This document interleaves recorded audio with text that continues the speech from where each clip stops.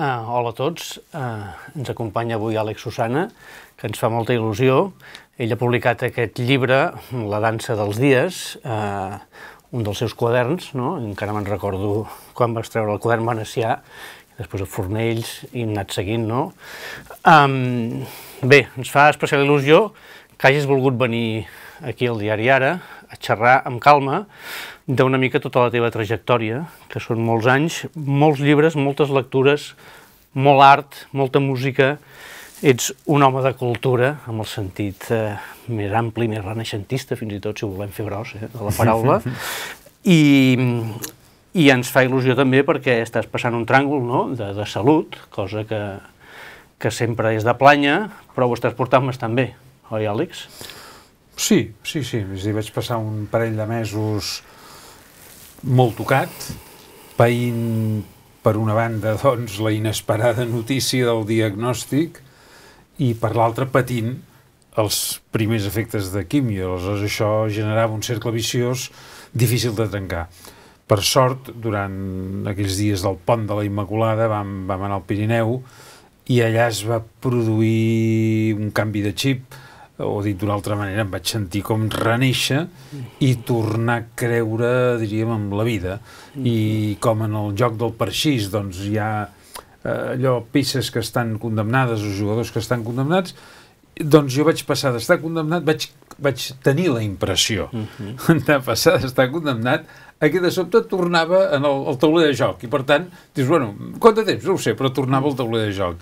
I per mi recuperar aquesta mena de, diguem-ne, de confiança en la vida és bàsic. Vull dir, durant un temps vaig creure, tal com havien pronosticat els metges, que això era l'últim tram, que eren els últims mesos, i a veure, em puc estar enganyant, no?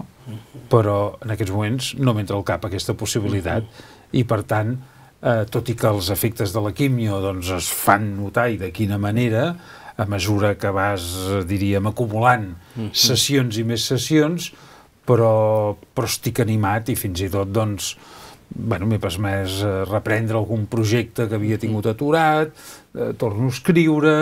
Llegeixes, no? Perquè ara em comentaves que estaves llegint el Ferreter, no? Això és un no parar. Això és com sempre. Sí, això és com sempre. Ara deies, el tauler de joc aquest és aquest, el tauler de la cultura, no? Que és el teu camp de joc de tota la vida, no?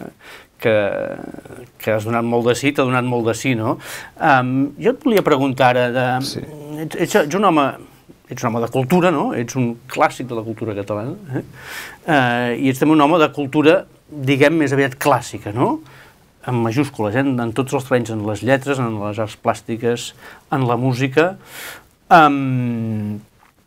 Et sents una mica en aquest món en què la cultura no té aquella aura, preeminència, a vegades era un cert elitisme, però que se la mirava, la cultura marcava molt, diguem, Ara et sents més raravis en aquest món que hi ha, la cultura no té aquella posició de preeminència que havia tingut només fa 30 anys? Quan hi havia els mestres de penser, no? Quan hi havia les grans figures, tot això ha quedat una mica més diluït, per bé o per a mal, s'ha democratitzat per a bé i per a mal, diguem. Com et sents en aquest món d'avui? A veure, no em sento gens raravis, gens, al contrari. Matisaria el que has dit d'aquesta mena de, diríem, de classicisme. És a dir, jo també he prestat tanta o més atenció a la creació contemporània que a la clàssica. És a dir, per dir-ho d'una altra manera, escolta, no sé, m'hauria pogut quedar escoltant Bach tota la vida, o sigui, seria una opció, que és dir, escolta, anem a tret segur, vull dir, ens movem això amb els referents inqüestionables, que n'hi ha molts, que són inexhauribles, però en canvi jo m'he desviscut per projectar, per donar sortida, per valorar, bueno, tant com he pogut i he sabut, la creació contemporània en tots els llenguatges, no? Des de les meves diverses responsabilitats que he tingut. Després en parlarem, perquè n'has tingut moltes. Però responent a la teva pregunta, a veure, el que sí que des del principi he vist és que quan tu actues des de la convicció, gairebé res no és impossible. És a dir, tu pots ressuscitar una trajectòria artística absolutament oblidada, literària, artística o musical o arquitectònica o teatral, la pots ressuscitar i amb gran satisfacció veure com de la mateixa manera que aquella obra a tu t'interpel·lava, interpel·la també a un públic contemporani. I per tant, des d'aquest punt de vista, això és molt reconfortant. I jo he tingut la immensa sort, en part també buscada, de que he pogut recuperar moltes trajectòries. Ho has fet molt, després en parlarem, si vols. Realment, el teu rescat de nombrosos artistes, però en tots els altres terrenys també que tu has dit, ha sigut notable, no? Has fet una feina, ho deia l'altre dia, de formigueta, d'anar teixint. En parlarem després, si et sembla. Jo d'entrada et volia demanar, d'on ve aquesta forta vocació intel·lectual teva? És a dir, el teu entorn d'infància, de joventut, quin era? El teu entorn familiar? Explica'm una mica aquests orígens. Jo diria que a casa hi havia un ambient, podríem dir-ne, mitjanament culte, que segur que juga el seu paper, però en el fons, és una cosa més vocacional i, per tant, és un mateix que des d'una edat bastant tendra ja comença a sentir una mena de vocació imparable, no? I això, paradoxalment, és el que m'allunya una mica, per exemple, de la figura paterna. Perquè el teu pare què es dedicava, per exemple?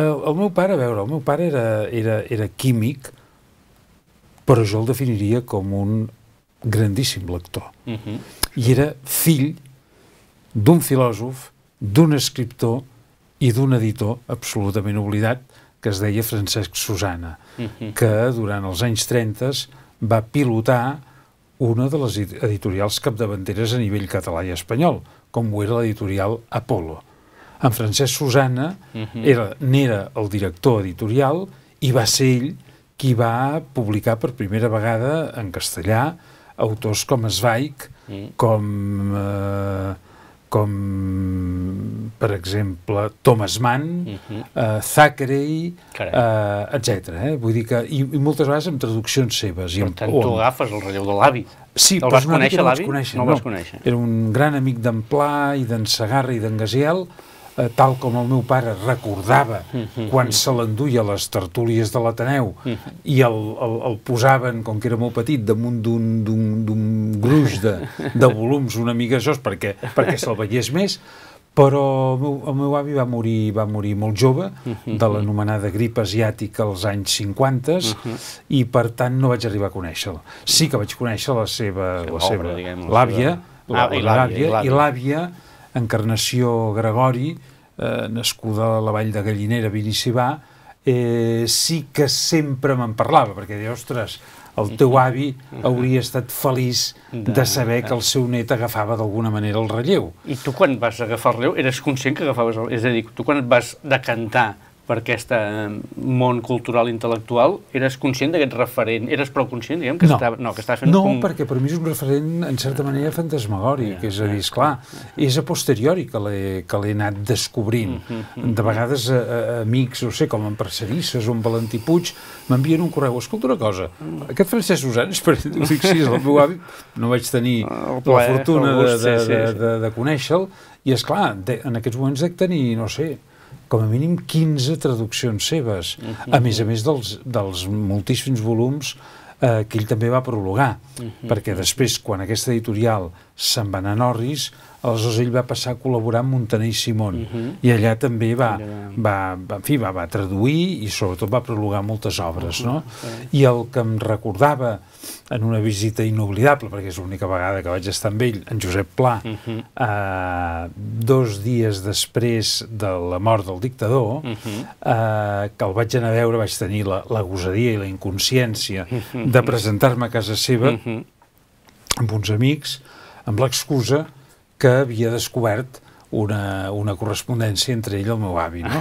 I aleshores el que ell em va dir, que també ho sabia pel meu pare, és que s'havien tractat molt, sobretot a París, perquè el meu avi era deixeble de Bergson.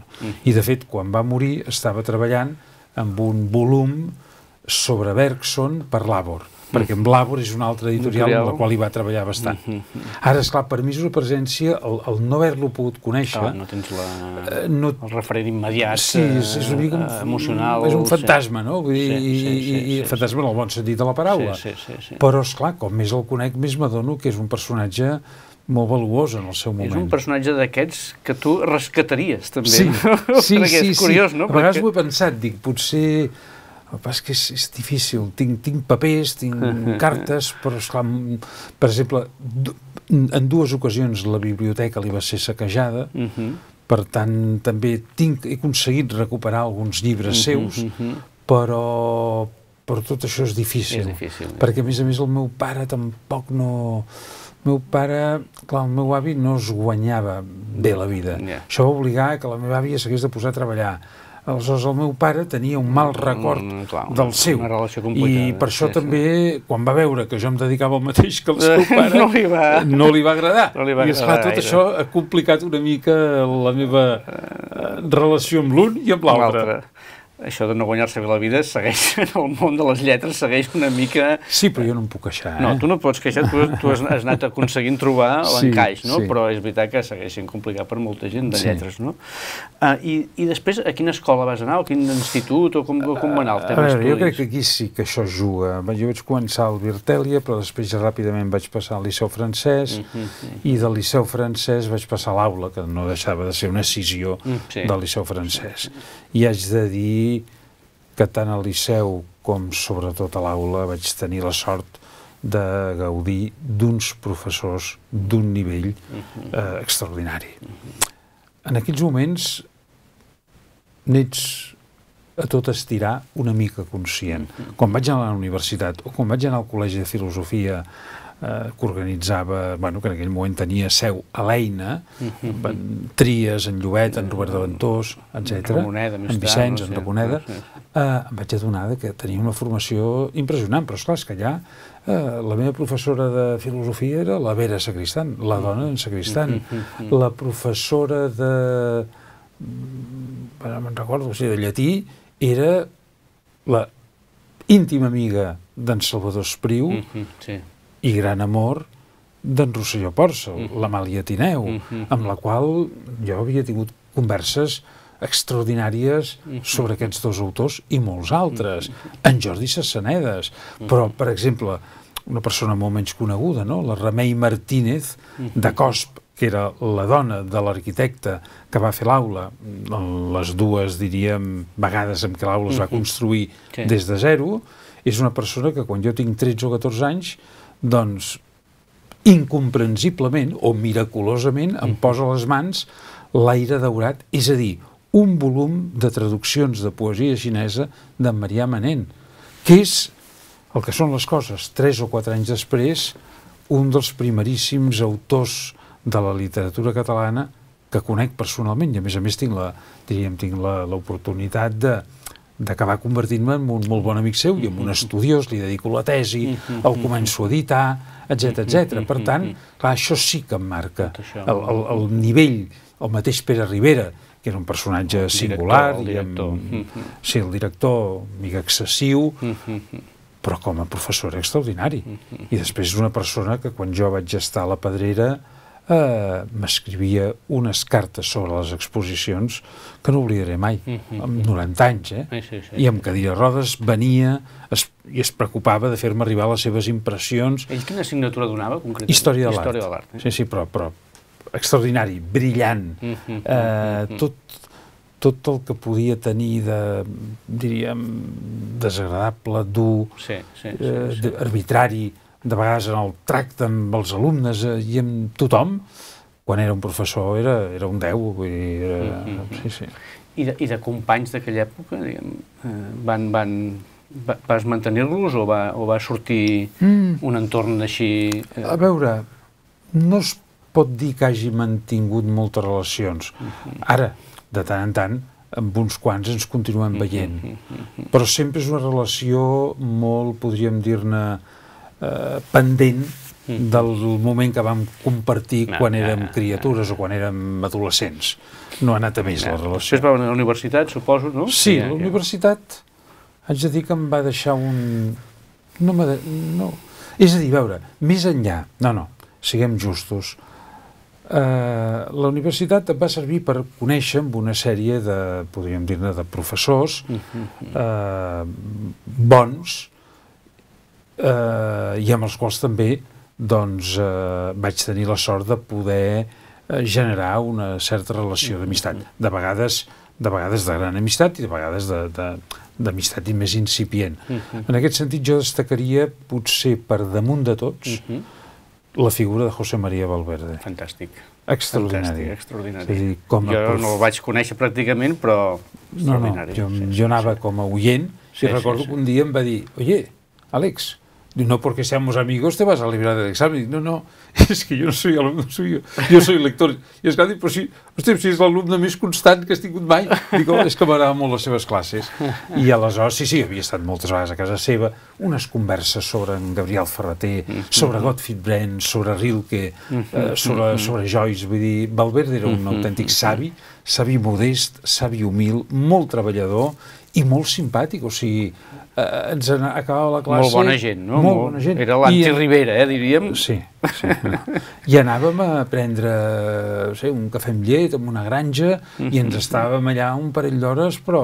I això sí que és impagable. I després altres professors, com en Jordi Tubet, com en Sebastià Serrano, com l'Eudald Solà, com en Miralles, vull dir, tots ells, Carles Miralles, de tots ells guardo, Ramon Pla i Arxer, també guardo molt bon record. Per tant, tots aquests serien una mica els teus, a més de Marià Manent, serien els teus mestres primers, els que t'introdueixen en tot aquest món de les lletres i de... O això va per una altra banda? Sí, no, això va per uns altres camins, que són camins de vegades més atzerosos. No, perquè, esclar, a la universitat toques moltes tecles i tampoc no hi havia... Bueno, la Rosa Cabré també l'esmentaria, però tampoc no hi havia... Hi havia molt poques assignatures de literatura contemporània, que és una de les coses que jo trobava a faltar. És a dir, hi havia poca presència dels autors vius. De fet, es pot dir que només en parlava això, una Rosa Cabré, que era capaç de parlar-te d'en Porcel i d'entrar a fons amb l'obra d'en Porcel. I esclar, aleshores dius, ja era hora, perquè ens quedem sempre amb els autors, diríem, previs a la Guerra Civil. Pràcticament ja no anem més enllà, no? Això era un gran dèficit. Perdó, l'Antoni Comas era una altra presència amb la qual també vaig tenir el privilegi de poder ajudar-lo en la preparació d'una sèrie d'activitats. Clar, en aquell moment... Quins anys eren, això? Quins anys són? Quins anys estem? 70, eh? Sí. Jo crec que és més aviat entre el 75 i el 80. Un moment de gran efervescència general, diguem, político, cultural, exacte.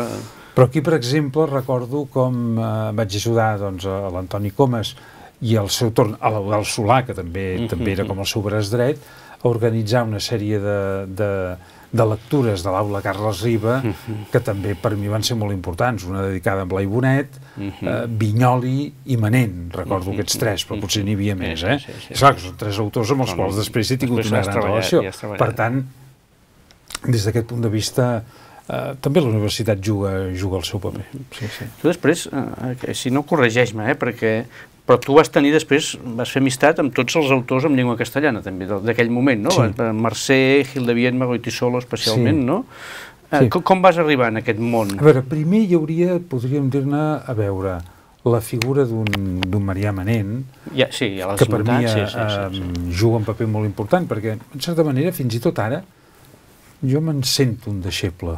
És a dir, crec que sí, crec que m'ha marcat molt més del que sembla.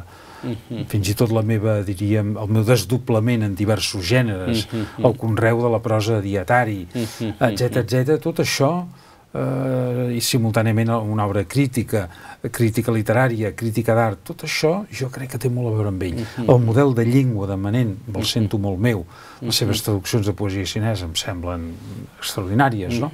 Per tant, és un autor. Però, esclar, en Marià Manent és qui em posa en contacte amb en Garcés. En Garcés és qui em posa en contacte amb en Marià Villangómez. Aleshores, clar, tot això... Un altre fantàstic oblidat, sí, Marià Villangómez. Que també vaig tenir la sort de poder editar-li no pas poques obres. Que després va ser Premi d'Honor, però que ni així no es va aconseguir. Però aleshores primer hi ha aquest bloc d'autors catalans, l'últim dels quals seria en Vinyoli, i aleshores, de manera simultània, pràcticament simultània amb en Vinyoli, conec Jaime Gil de Biedma. I esclar... Perquè ells formaven, no? Hi havia relació, eh? Però no, molt poc en aquells moments, pràcticament nul·la. N'hi havia hagut una mica, però n'hi havia hagut una mica més entre en Gabriel Ferreter i en Vinyoli, però entre Jaime Gil de Biedma i en Vinyoli poca. No, senzillament Gil de Biedma el vaig conèixer assistint a una xerrada que feia l'Autònoma, i d'ençà de llavors ja la relació de seguida fins va generar una relació, podríem dir-ne, d'amistat molt intensa, no?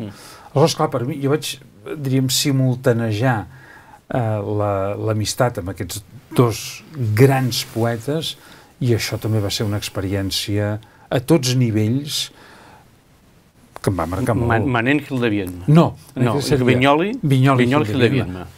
Per què?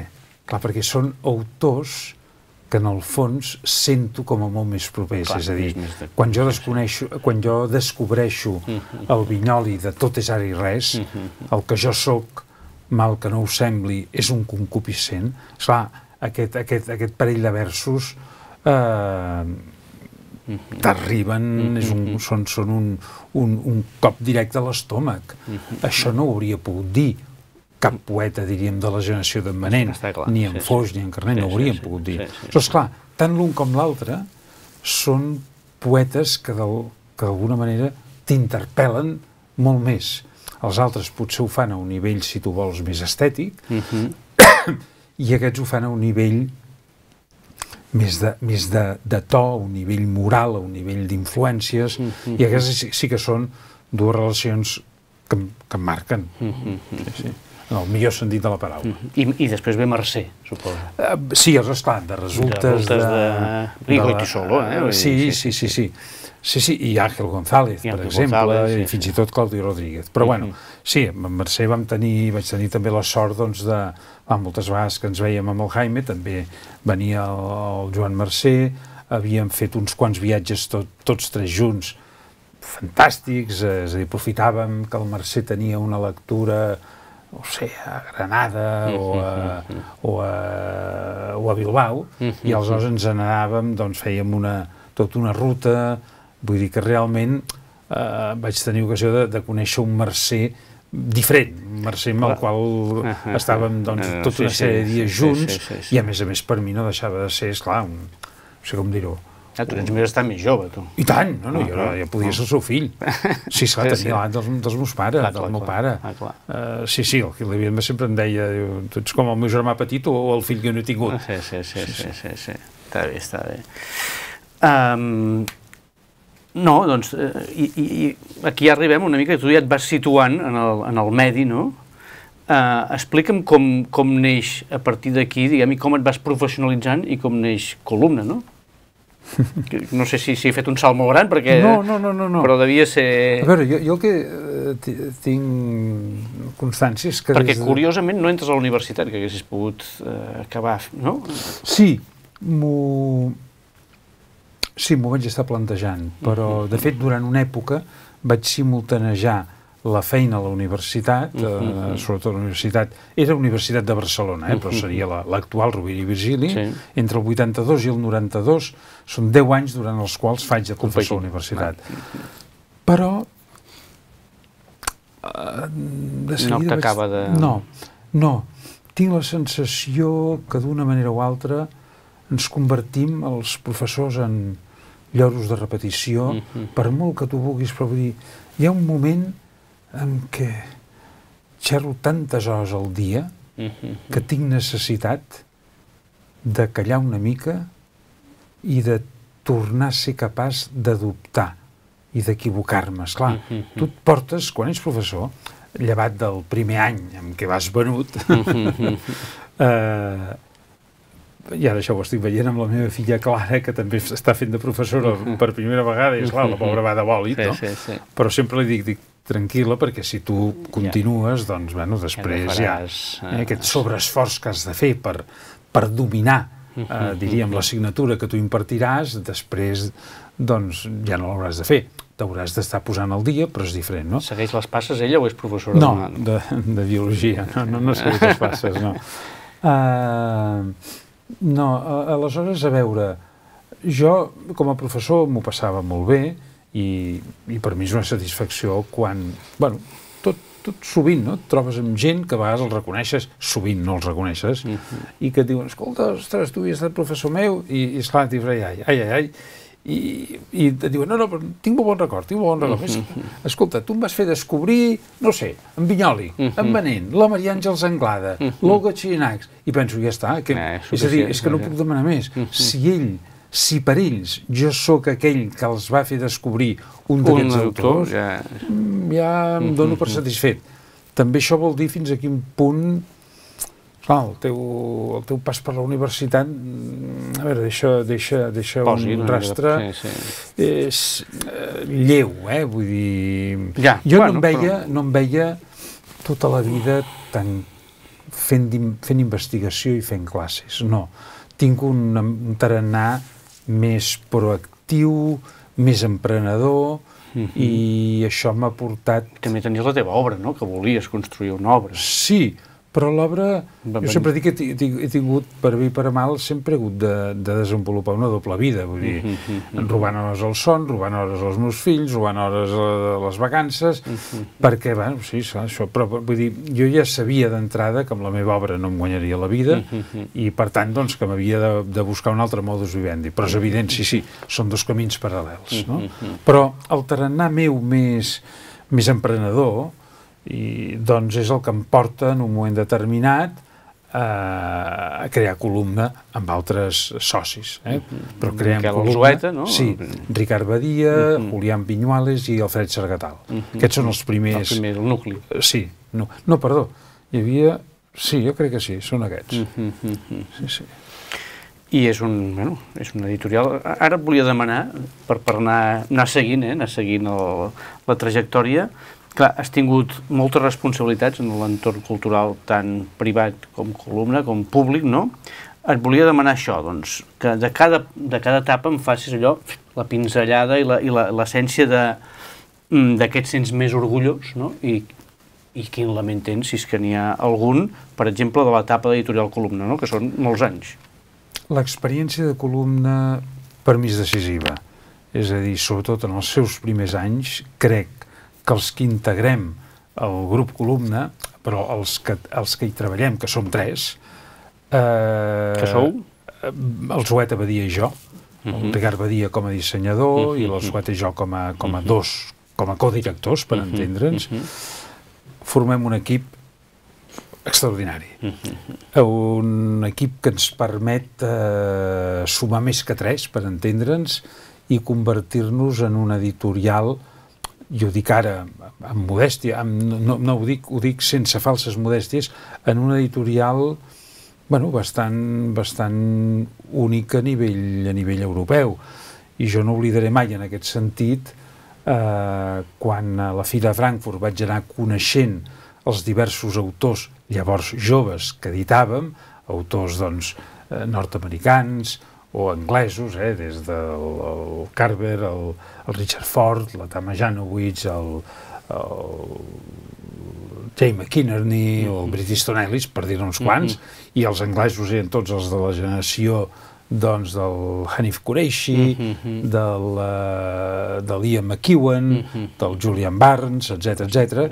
Clar, tots ells, quan ens coneixien a Frankfurt, per ells era és a dir, jo m'esperava una actitud condescendent, i em vaig trobar amb què el Richard Ford em va dir, escolta, no, és que en aquests moments a Nova York qui triomfa és qui publica en català, a Barcelona i en columna. Clar, això m'ho va dir que jo tenia 28 anys. És a dir, que em vaig quedar em vaig quedar, esclar, fulminat. Aquell dia no vaig dir dinar ni sopar ni res, perquè és l'última reacció. Sí. Aleshores, és veritat que els dissenys que feien Badia, doncs, aplicant tècniques, podríem dir, procedents del món de la moda, etc., van revolucionar el concepte de coberta i de disseny. I després nosaltres vam fer una cosa de la qual també n'estic molt content, que és... A veure, vam començar com editorial que es dedicava, diríem, a recuperar autors una vegada més que no havien estat, no? Que si la Yourcenar, que si el Henry James, que si les converses de Goethe, que si Mendelssohn... I de sobte, recordo que una vegada en un dels viatges que vam fer, em sembla que era a Londres, se'm va encendre la llumeta i vaig dir, escolta, a veure, i per què, a més de fer el que fem, no publiquem tot això que tenim davant dels nostres ulls? El mateix que publiquen els editors anglesos, els editors alemanys o francesos, ho fem en català. I va ser així com vam passar a compaginar l'edició, podríem dir-ne, de clàssics i la recuperació de tots aquests autors, els quals etc., amb l'aposta per les veus més contemporànies. I crec que això va ser bastant novedós. I després també, clar, ets jove, el país també era jove, per tant hi havia una receptivitat i una complicitat que després es van perdre. Però en els primers anys de la democràcia, ostres, quan fèiem una presentació, esclar, és que tothom volia jugar. Jo li deia a la Maria Aurelia Capmany, escolta, Maria Aurelia, que tenia en aquells moments 75 anys, què et sembla? Mira, he volgut portar el Woody Allen, però Woody Allen no pot venir. Com veuries de fer una presentació amb el Jaume Sobrequés disfressat de Woody Allen i tu fent veure que et penses que és el Woody Allen? I això ho vau fer? I tant, a l'Universal no s'hi cabia i això va sortir a TV3. Clar, tenir, podríem dir, la complicitat dels mitjans de ràdio i televisió catalans era bàsic. Després, als anys 90... I de l'entorn intel·lectual, perquè el Sobrequés era un polític, historiador, i la Maria Aurelia era la Maria Aurelia, vull dir, clar. No, des d'aquest punt de vista, o sigui, aquells anys són eufòrics. Recordo que tu dius, vaig a recuperar l'obra de Sebastià Joan Arbó. M'anava a parlar amb el president de la Diputació de Tarragona. Em deia, sí, en Pujals. D'acord, però m'agradaria que hi fos també l'alcalde de l'Ajuntament d'Amposta i l'Ajuntament de la Ràpida. Ja veuràs com et diran que sí. I si no, jo faré una trucada, efectivament. Vull dir, no hi havia un no per res. I això també ens va permetre tirar endavant molts projectes deficitaris, però importants per posar en valor la pròpia tradició. Això, a partir d'un moment també hi ha columna música, no? Que aguanta més, no? Sí. Però abans que em facis la pinzellada de columna música, columna, diguem, això, al final, què passa al final? Tu perquè... A veure,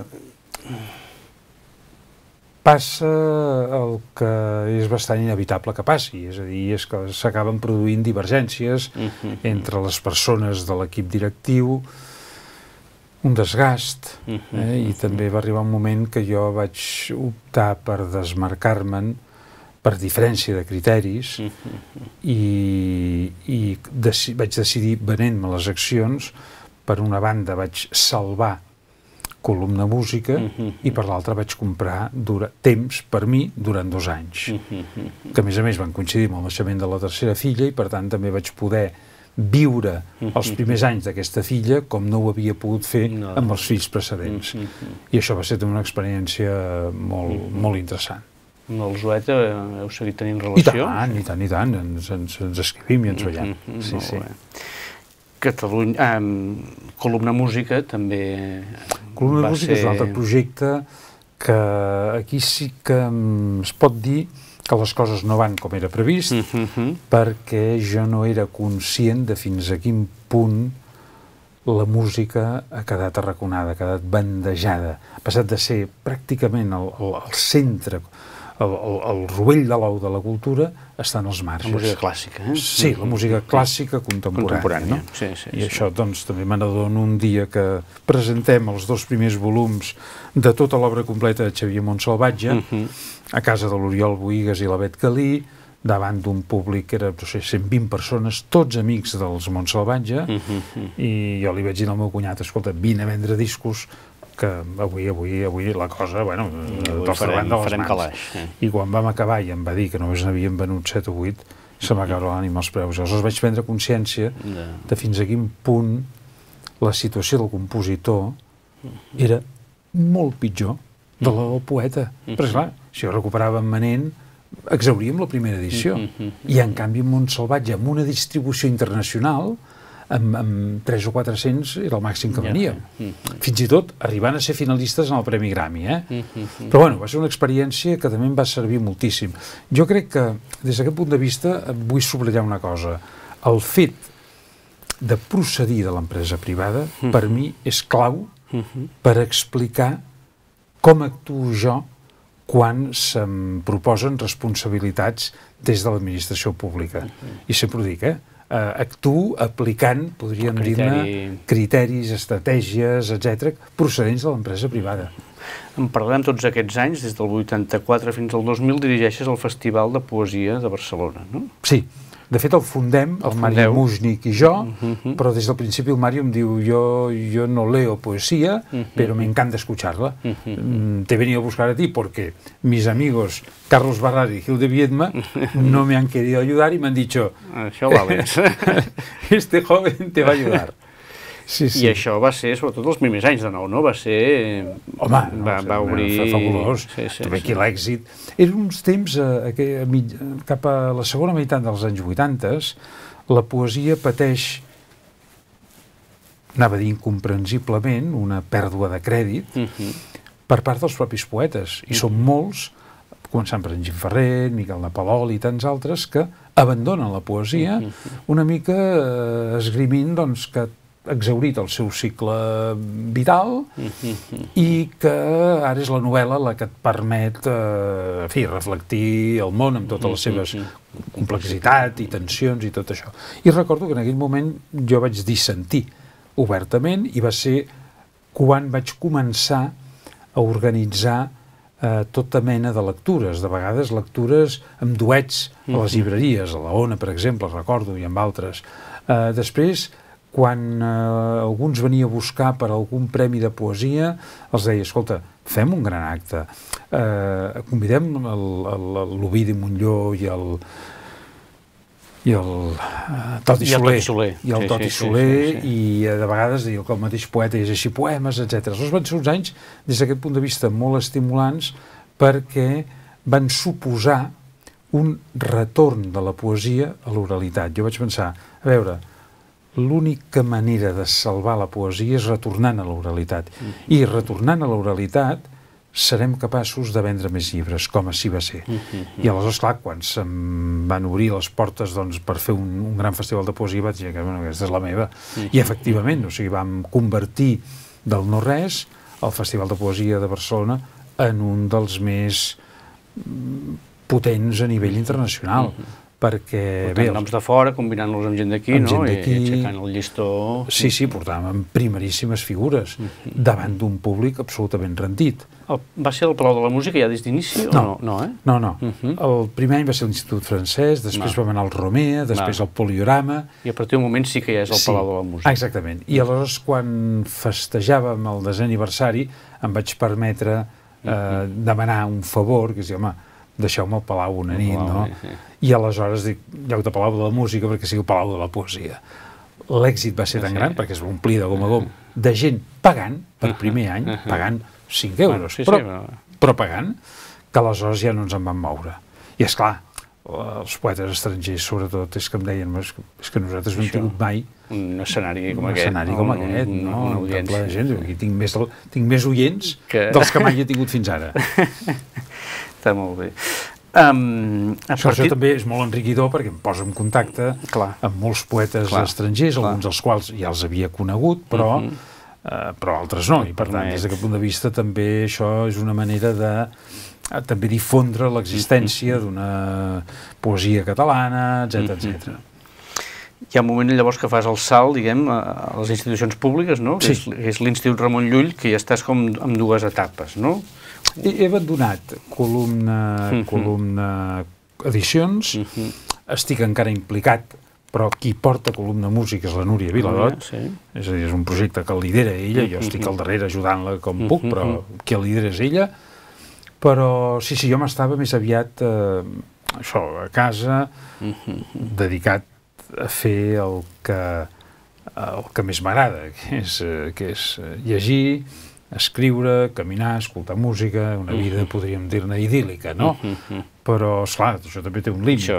I aleshores en Joan Maria Pujals, com a primer director de l'Institut Ramon Llull, em va demanar d'incorporar-me al seu equip, no vaig dubtar-ho ni un moment, i aquí haig de dir que comença una vinculació molt estreta i molt profunda amb l'Institut, perquè vaig tenir el goig de contribuir a posar-lo en marxa, que sempre és molt estimulant. Vaig tenir el goig de poder ja embarcar l'Institut des del minut 1 en grans projectes, Catalunya com a país convidat a la Fira de Guadalajara, Catalunya com a país convidat a Frankfurt, després molts contactes amb Suècia, etc. I per tant això va ser també molt... La llàstima és que aquests van ser 2 anys, després quan va arribar el tripartit vam ser tots decapitats, però el que són les coses, no sé, 7 o 8 anys, després en Vicenç Villatoro em ve a buscar per ser el director adjunt, al cap de 2 anys és ell el que se'n va a casa a llegir i escriure i quedo jo al capdavant. I per tant, això em permet, podríem dir-ne fins i tot, no sé, dur a terme tota una sèrie de projectes que s'havien quedat, diríem, en fi, en el calaix, i gairebé diria que si de totes les feines que he fet, de les quals en guardo un molt bon record, a totes n'he pres molt, a totes m'ho he passat molt bé i a totes he comptat amb equips molt bons, no? Però de vegades penso, potser la que més m'ha emplenat, i costa dir-ho, és la feina de l'Institut, perquè el fet de moure't per tot el món projectant llengua i cultura catalanes i veient com aquest producte, per parlar així en termes marketingians, és plenament reconegut, acceptat i admirat, i que per tant, objectiu que ens hem proposat, objectiu que hem assolit. Frankfurt va ser un punt d'inflexió, no? Sí, home, és evident que sí, és evident que sí. A més, Frankfurt va permetre que tota una sèrie d'autors d'aquí fossin molt més traduïts. No, jo crec que des del meu punt de vista, és clar, jo soc part implicada, per tant no soc plenament objectiu, però diria que si hi ha entre les institucions públiques que més bona feina han fet, hi hauria l'Institut Ramon Llull, sense cap mena de dubte. Jo crec que té una trajectòria, a veure, que els fets, els resultats l'avalen, tant pel que fa a nivell d'ensenyament del català, amb tota la xarxa d'universitats, com pel que fa al nombre de traduccions que es produeixen a l'estranger, però esclar, cada vegada hem anat afinant més, per tant cada vegada es busca més la publicació en les millors editorials, amb els millors traductors i amb, diríem, i dotant l'editorial de recursos perquè també promogui el llibre. Jo crec que les coses, i després a nivell de la resta, diríem, d'arts, s'han fet molt bé, esclar, la presència a les biennals d'art, d'arquitectura, la presència a Beijing i a Hong Kong, en els festivals de disseny, això han permès una visibilitat i uns desembarcaments de creació contemporània del tot impensables fa uns anys. Saltem també una altra etapa i anem a la Pedrera, no? Un altre regal de feina, no? I aquí sí que són 8 anys que també, en fi, que també recordo amb una gran satisfacció. Esclar, ja hi havia, diríem, una diversitat tot i que la Pedrera, doncs, evidentment, en principi... Imposa i marca... Sí, s'ha de centrar molt amb la gestió patrimonial, però per l'altra, esclar, tens un aparador que visiten milions de persones cada any, amb una sala d'exposicions extraordinària, després en vam crear una segona per a projectes no específicament artístics, però relacionats amb la creació, que era on van fer exposicions sobre l'estada de Schoenberg a Barcelona, sobre en Coromines, sobre en Gil de Viedma, sobre la Rodoreda pintora, sobre les il·lustracions de la Bíblia d'en Perico Pastor. Vull dir, ens va permetre fer tota una sèrie de projectes sumament interessants, no? A banda d'unes grandíssimes exposicions com en aquells moments se'n feien molt poques arreu d'Europa. Això recordo que Jean Clair, que el vaig fer venir unes quantes vegades, em deia, no, estic meravellat que aquí pugueu fer aquestes exposicions. Esclar, estic parlant d'exposicions amb uns costos que a dia d'avui ens semblen estratosfèrics, no? Exposicions d'artistes constructivistes com Malevich, com ara no em surt el nom, però exposicions és igual, com Gargallo, com Marià Fortuny, com Maiol, en fi, són moltes les exposicions de primer nivell que vam poder tirar endavant a la Pedrera amb una, podríem dir-ne, abundància de mitjans. Rodchenko era el nom que em faltava, Malevich, Rodchenko. Aleshores, clar, aquest nivell d'ambició, d'exigència, de cura amb els catàlegs, de cura amb els muntatges, esclar, comptàvem amb uns equips formidables, i això tots els comissaris o crítics que venien de fora quedaven meravellats, que en uns anys de crisi a Europa, aquí encara no havia arribat, aquí poguéssim estar fent aquest nivell d'exposicions. Però és que alhora vaig poder també tirar endavant tot un programa de foment i difusió de la música contemporània.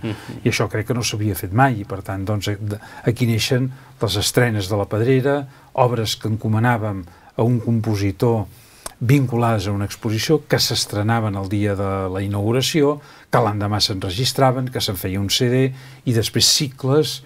N'hi havia un dedicat, es deia Celebracions, dedicat a compositors catalans del segle XX, i vaig poder recuperar moltes trajectòries.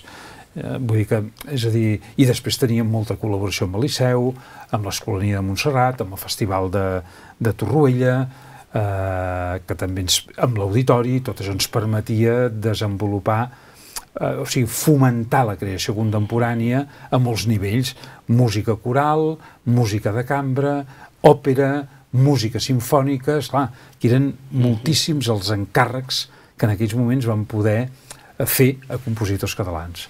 I això també és una etapa de la qual n'estic molt i molt content. I després ja venen dues etapes més breus, a l'Agència Catalana del Patrimoni, força breu, i a la Fundació Vilacases, no? L'Agència Catalana del Patrimoni va ser una mica... El Santi Vila ja m'ho va dir, que era una mica un regal enverinat, però, en fi, era diríem, una empresa pública, que en els moments en què jo l'agafo realment està molt tensionada, i em demana, doncs, d'intentar, diríem, apaivagar els ànims i recuperar una certa normalitat, etc. Aquest havia estat la gran aposta d'en Ferran Mascarell, però és una aposta que queda mig fer, i això em sap greu, perquè, bueno, tant en Santi Vila com els consellers que el van seguir, jo crec que o no ho van acabar d'entendre o no s'ho van arribar a creure, i per tant aquesta agència queda, en el fons queda com avortada, i no acaba de desenvolupar tot allò pel qual se l'havia creat. Ara bé, són 2 anys, saps, quan potser gestiono un pressupost més elevat, però em permeten, ostres, prendre consciència d'una sèrie de problemes relacionats amb el patrimoni que desconeixia, dels quals no n'era plenament conscient, i per tant des d'aquest punt de vista va ser també una experiència molt i molt estimulant. Sobretot adonar-me i intentar d'alguna manera transmetre a la ciutadania que el patrimoni està viu. Vull dir que aquell temple, aquell jaciment arqueològic, aquell museu que havíem vist fa 20, 30 o 40 anys, no és el mateix. És a dir, perquè les excavacions, la recerca canvien, i per tant, en el fons, vull dir, a veure, qui no hagi anat a Escaladei aquests últims 15 o 20 anys, és que no s'ho creurà el que veurà ara. Una escala d'ell diferent, totalment. Clar, però el que no hagi anat a Empúries és quasi del mateix, i amb Sant Pere de Roda també. Per tant, des d'aquest punt de vista, ostres, això va ser una experiència molt interessant, que es va acabar també de manera molt abrupta, però bé, ningú em traurà, diríem, tot el que vaig arribar a aprendre durant aquells 2 anys. I l'última etapa, aquesta ja molt recent, ha sigut el teu pas per la Fundació Vilacases, no? I són 3 anys i mig molt intensos, durant els quals també he pogut fer una tasca, crec que impagable, també sempre en aquesta doble línia, de recuperació de noms més o menys oblidats, alguns de sorprenentment oblidats, tipus Subirachs, per entendre'ns, però altres, com en Lluís Claramunt, que també era un grandíssim pintor, perdut en els llims. I de sobte, esclar, veure que quan tu apostes per aquests artistes aparentment oblidats, la gent respon, doncs t'adones que això té tot el sentit del món. Però de manera simultània, evidentment, la Fundació Vilacases és una fundació plenament consagrada a la creació contemporània. I en el fons jo sempre dic que hem tingut molta sort amb l'existència d'aquesta fundació, perquè en certa manera, durant no pas pocs anys, ha pogut anar emplenant els buits o les llacunes que deixaven d'una banda el Museu Nacional i de l'altra el MACBA.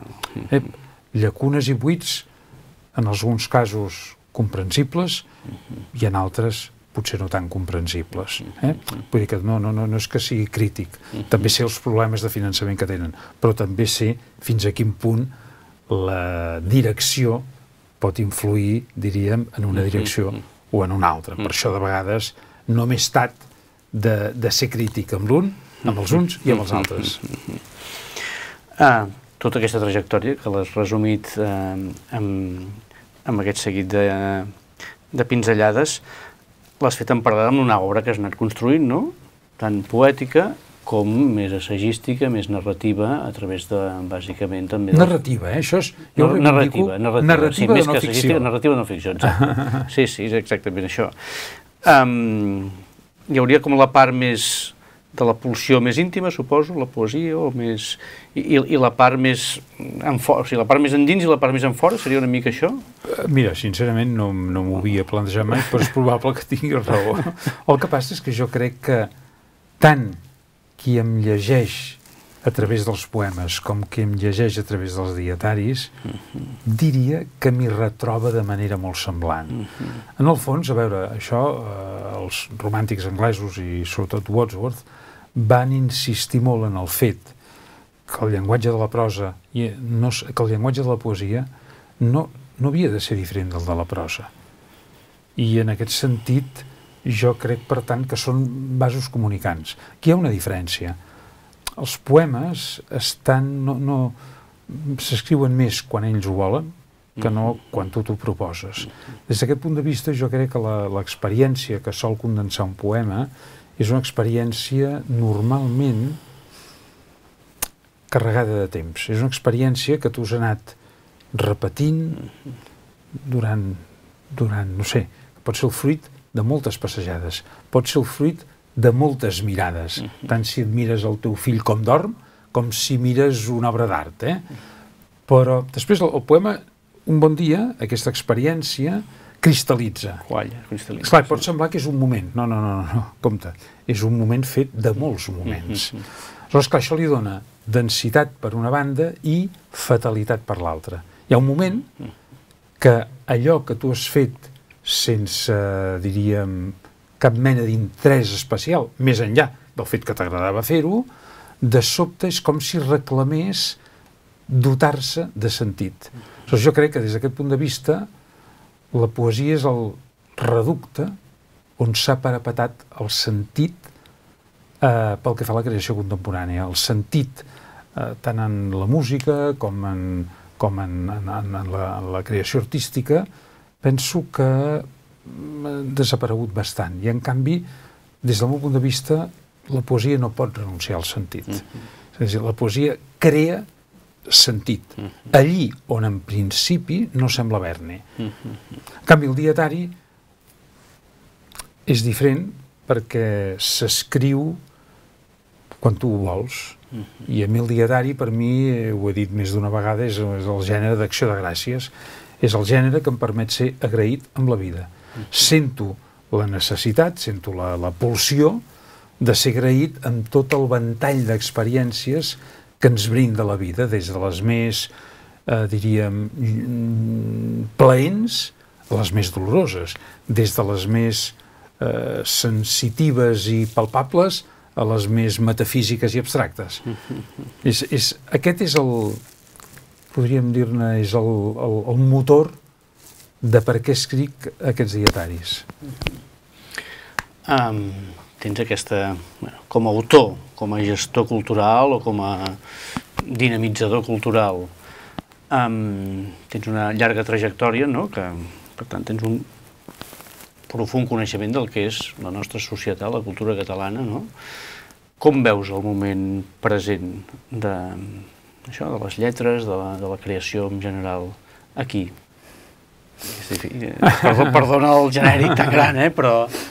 A veure, no és gens fàcil respondre així de manera breu. A veure, jo crec que estem millor del que sembla. És a dir, per una banda, són uns temps, diguem-ho així, poc engrescadors, perquè són temps encara de ressaca, de dol i de digestió de tot el que va passar arran de l'1 d'octubre, però bueno, que comença molt abans, arran de la sentència del Tribunal Constitucional. No ens n'oblidéssim pas, que allò és l'espurna que desencadena tot el que ve després, i per tant, des d'aquest punt de vista, esclar, políticament, doncs són temps de to baix. Ara, que això no ens faci perdre el món de vista, que això no ens enganyi. Aquest país, vull dir, aquesta societat, té un gran potencial i jo crec que, un cop més, si hem d'aferrar-nos a alguna cosa, és tornar a apostar pel que som, per la nostra cultura, per la nostra llengua, i aquesta és la palanca que ens permetrà, sens dubte, amb molta més facilitat del que creiem, recuperar aquesta, podríem dir-ne, autoestima que potser hem perdut durant aquest periple pel qual hem passat. Paradoxalment, no? Perquè era un periple d'eufòria, no? Que en canvi ens ha fet perdre l'ancoratge en allò més fort i millor que teníem, que és la cultura, la llengua, l'educació, la creació. Tot això va quedar, d'alguna manera, volgudament o no, en un segon pla, no se li va prestar atenció, ni des de la gestió, ni des dels mitjans de comunicació, etc. I, per tant, hi ha hagut com un desinflament, i a més, tot això s'ha encavalcat amb moltes crisis, no? La crisi del 2008, que de seguida vam notar el 2010... La crisi política, la pandèmia, etc. Tot això és una sotregada forta. El que passa és que, a veure, a mi m'agrada sempre recordar, sobretot això, quan veig aquests nivells de desànim, de desengany, i que escolteu una cosa, a veure, hem estat uns privilegiats, els que tenim més o menys la nostra edat, que va entre els 50 i els 70 anys, no tenim dret a queixar-nos, perquè la quantitat d'aventures col·lectives, d'episodis històrics engrescadors que hem viscut, diria que no els ha viscut cap altre país europeu aquests últims 30 o 40 anys. Clar, primer tenim l'eufòria d'acabar amb una dictadura i, diríem, i estrenar-nos amb una democràcia, que això és impagable. I això, aquells primers anys, a veure, jo els recordo com uns anys, com deia abans, on no hi havia un no, on tothom compartíem la mateixa necessitat i voluntat de treure el país d'aquella, diríem, tessitura mediocre i grisa i que sortís tot el que hi havia sota, no? Però és que després empalmem amb el tema dels Jocs Olímpics. Clar, després empalmem, bueno, doncs, amb el tema del Fòrum de les Cultures, que a veure, que no deixa de ser un projecte mig fallit, però que també va permetre que la ciutat, des d'un punt de vista urbanístic, acabés de perfer-se en aquells barris on diríem, havien quedat projectes a mig fer. Clar, després ja entrem en el segle XXI, i al segle XXI, esclar, no oblidem també els moments d'eufòria quan hi ha una majoria al Parlament que aproven un nou estatut. Després, dels anys de crisi, sí, però aquests anys de crisi, diríem, acaben, empaltant-se amb els anys del procés que també, doncs, una part important de la societat catalana viu com un projecte molt i molt il·lusionador. Aleshores, a veure, la suma de tot això, esclar, ens pot fer enganyar, ens pot fer creure que el normal és passar d'un projecte a un altre, etc. No. Escolti, parli amb un francès, parli amb un holandès, amb un alemany, amb un italià. I si tu els expliques això, es quedaran flipats. Perquè, esclar, què passa? Que per ells uns Jocs Olímpics no signifiquen el mateix que per nosaltres. Per nosaltres ho sabíem. Primer de tot vam tenir la immensa sort de tenir uns extraordinaris alcaldes i personatges com el Bohigas i tot el seu equip claus a l'hora de plantejar determinades, diríem... Més enllà de l'esport. Exactament. Hi havia una visió de la jugada que és el que ara trobo a faltar, que és el que permet que féssim aquell salt com a ciutat, com a capital de Catalunya i com a país, perquè finalment es van acabar posant tots d'acord, m'entens? Però, esclar, el fet d'haver viscut gairebé sense solució de continuïtat, permanentment instal·lats en l'eufòria i en la il·lusió, fa que ara sentim aquesta etapa com especialment dolorosa. I dius, escolta, no, és que la realitat és això, Com deia l'Unamuno, diu, l'amor és el sentiment que perdura un cop recuperes la posició vertical. Bueno, ara hem recuperat, després de molts anys d'estar ajaguts, ara hem recuperat la posició vertical. I ja sé que no té res a veure. Deixa'm fer un contrapunt, només, i a veure què... El passa que tots aquests anys, diguem, d'això, sortir de la democràcia i tots els primers 80s i 90s fins al 2000, a Catalunya conviuen, diguem, dues visions, no? Una que és la més identitària i institucional, que és la pujolista, no? Anem a crear institucions, anem a consolidar l'autogovern, anem a enfortir l'identitat, i l'altra, que és el catalanisme cosmopolita, el maragallisme, anem a obrir-nos en fora, anem a tenir una ambició universal, etc. Eren dues visions culturals, clarament. Quina és la visió cultural d'ara? Sigui miris a una banda o a l'altra. Quin concepte cultural hi ha de país? A veure, sí, no, t'agraeixo la pregunta. A veure, jo faria un matís. Dues visions culturals no tan contraposades. No, potser complementàries. Complementàries. Perquè, com tu has dit, en algun moment es van anar entre el xoc i la complementaritat, Era el xoc polític i la complementaritat, segurament, alhora. Sí. Bé, que hi havia, diríem, rivalitats totalment, entre grans polítics i partits hegemònics, no? Però en el fons, a veure, quin polític ha estat més cosmopolita que en Jordi Pujol? Siguem objectius. Aleshores, clar, per tant, això són també uns estereotips que tenen una part de fonament, però que tenen una altra part d'estereotip. Per tant, jo això ho matisaria una mica. Jo seria partidari i són complementàries. I d'altra banda, el ciutadà de peu, com jo, el que fèiem era sumar. Jo vaig col·laborar indistintament amb la Generalitat i amb l'Ajuntament, indistintament. No, des d'aquest punt de vista eren anys prou generosos com perquè... Tots venien de l'antifranquisme, d'alguna manera, no? Exactament. I ara? És que potser la gran diferència, esclar, és a dir, que hem de pensar que també vam gaudir d'uns polítics bastant irrepetibles, en general. Vull dir, estem parlant de figures que passaran molts anys abans no tornin a sorgir un Jordi Pujol o un Pasqual Maragall, per esmentar-me dos, però clar, és que si tu mires els equips de què s'envoltaven l'un i l'altre, tot era primeríssima divisió. Però, esclar, en aquests moments, clar, què ha passat? Una de les conseqüències més podríem dir, dramàtiques i lamentables del procés ha estat que de manera molt conscient, doncs, els aparells de l'Estat han volgut decapitar els lideratges d'aquí. Esclar, aleshores, vull dir, a veure, els líders no es fan així com així, i això ho estem vivint i patint aquests últims anys. De fet, escolta, no és per res, cap dels partits d'aquí tenen líders potents. Cap.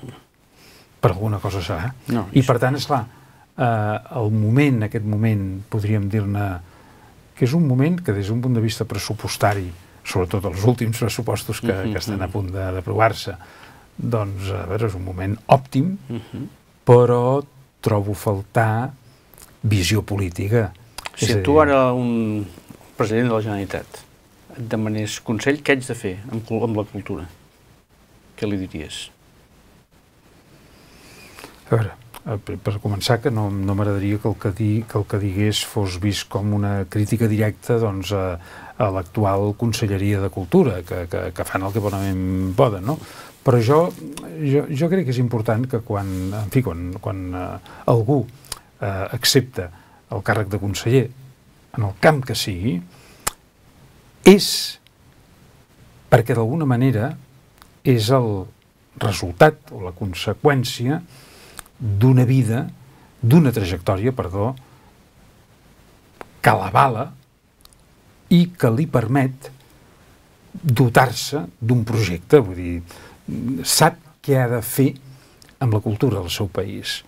I aquesta sensació, no només en l'àmbit de la cultura, en l'àmbit del medi ambient, en l'àmbit fins i tot econòmic, en l'àmbit polític, em costa trobar-la, en l'àmbit de la sanitat, vull dir, tens la sensació que, de la mateixa manera que a Catalunya també ja és un fenomen absolutament global, a la gran majoria de països hi ha una classe política sensiblement inferior doncs, a les que havíem tingut. Per tant, això ho entenc com la llei del pèndol o com cicles vitals, i arribarà un moment en què de sobte, quan menys ens ho esperem i on menys ens ho esperem, sorgirà una personalitat carismàtica, una personalitat amb visió de la jugada, que és el que tenien doncs, tant un Pujol com un Pasqual Maragall, les seves jugades, però clar, quines jugades? Eren jugades mestres.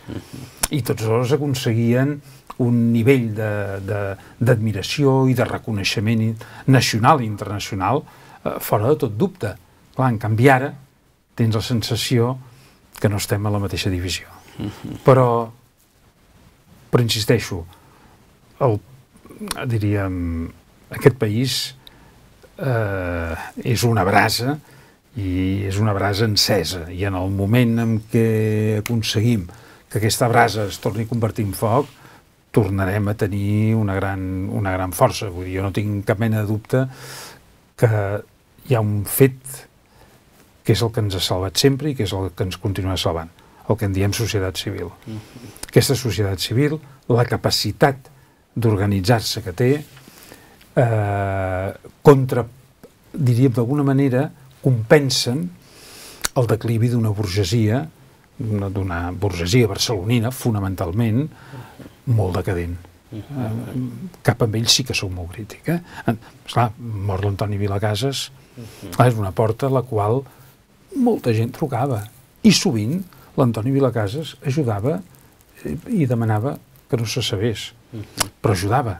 Tu podies anar a plantejar-li un problema i si ell entenia que podia ser la solució, no deixava de ser-ho. Per què? Perquè tenia al cap el país. I esclar, el problema d'ara és que tenim aquí una burgesia molt poc compromesa amb el seu país, com si haguessin deixat de creure. I qui diu amb el seu país, diu amb la seva cultura. Això és el que trobo a faltar. Tenim també un problema després de tots aquests anys entreil·lusionats i complicats, i repressió, etc., i crisis, etc., d'una certa necessitat de recosir uns consensos, no? Com abans tu deies, no? Pujol, Maragall, en realitat eren complementaris, no? Quines complementarietats o quins consensos ens falten, no? Ara mateix tothom està preocupat per la llengua, no? Pel català, que si anem de baixa...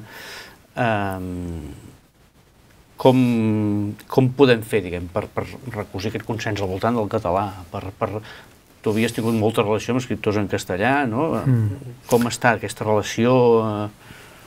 Això és dels grans fracassos generacionals, és a dir, d'aquesta relació que durant uns anys era formidable i que ens havia permès tants intercanvis i tanta complicitat, fins i tot, perquè perquè molts d'ells doncs, hi havia acabat havent una relació de gran amistat.